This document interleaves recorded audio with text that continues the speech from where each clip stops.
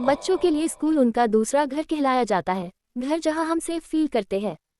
पर तब क्या होगा अगर हम वहां भी सेफ ना हो? ऐसा ही कुछ हुआ था 15 साल की निशा के साथ।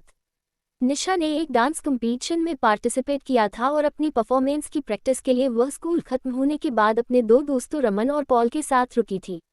डांस प्रैक्टिस करते वक्त निशा के दोस्त पॉल का बैलेंस बिगड़ गया और वह नीचे गिर गया। उसका पैर ट्विस्ट हो गया था और वह बुरी तरह दर्द से चिल्ला रहा था। स्कूल के सब टीचर्स जा चुके थे और हेल्प के लिए उन बच्चों के पास कोई भी नहीं था। तभी निशा भागकर मेडिकल रूम गई, लेकिन वहां भी तब तक ताला लग चुका था। उसी वक्त निशा को लगा कि जैसे कोई उसके पीछे से ऊपर गया है। वो उड़ी तो उसे एक परछाई ऊपर जाते दिखी। निशा को लगा कि शायद स्कूल स्टाफ में से कोई तो अभी भी स्कूल में है और इसीलिए निशा उसे रोकने के लिए उसके पीछे भागी। निशा स्कूल की 3rd फ्लोर पर आ चुकी थी। उस फ्लोर पर स्कूल स्टाफ के अलावा किसी का भी जाना मना था।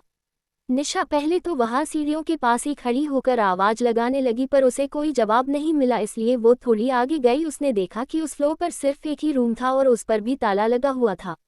निशा को कुछ समझ नहीं आ रहा था तो वह परछाई को अपने मन का वहम मानकर वापस जाने लगी, लेकिन तभी उसे एक अजीब सी आवाज आई। जब निशा ने पलटकर उस कमरे की तरफ देखा तो उस पर जो ताला लगा था वह टूटकर नीचे गिरा हुआ था।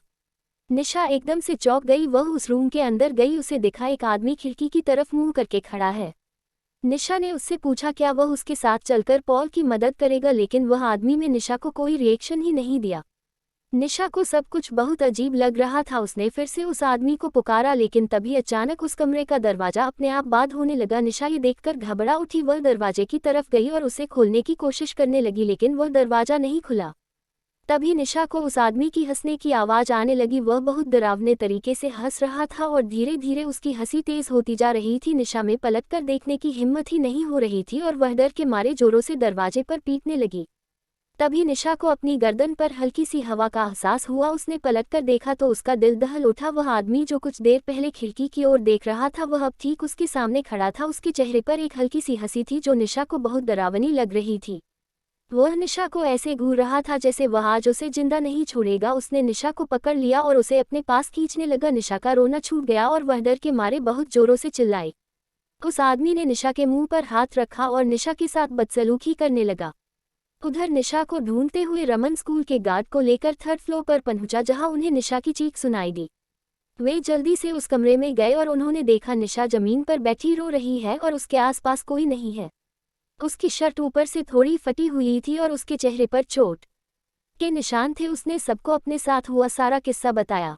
निशा के साथ हुए इस हादसे को सुनकर स्कूल गार्ड का चेहरा बिल्कुल पीला पड़ गया। गार्ड ने निशा और उसके दोस्तों को बताया कि कुछ साल पहले स्कूल में एक सफाई कर्मचारी काम करता था। वह थोड़ा पागल सा था और वह लड़कियों को बहुत ही गंदी नज़रों से देखकर हंसता रहता था। एक बार उसने एक लड़की के साथ बदसलूकी भी की थी। उस लड़की ने जब उसकी शिकायत की तो स्कूल की प्रिंसिपल ने उसे हमेशा हमेशा के लिए उसे स्कूल से निकाल दिया। उसके एक हफ्ते के अंदर उस पागल आदमी ने 3rd फ्लोर वाले स्टोरेज रूम में जाकर खुद को मार डाला। उसकी मौत का काफी दिनों तक किसी को पता ही नहीं चला था। उस आदमी की बॉडी बहुत ही डरावनी हालत में पाई गई थी और तब से उसकी आत्मा उसी कमरे में भटक रही है। इसलिए स्कूल के 3rd फ्लोर पर किसी का भी जाना बंद है। इस इंसिडेंट के बाद निशा इतनी डिस्टर्ब हो गई कि वह कुछ दिन तक स्कूल ही नहीं गई, बल्कि कुछ ही महीनों में उसने एक नए स्कूल में एडमिशन भी ले लिया। लेकिन वह कभी भी उस आदमी की भयानक हंसी नहीं भूल पाएगी।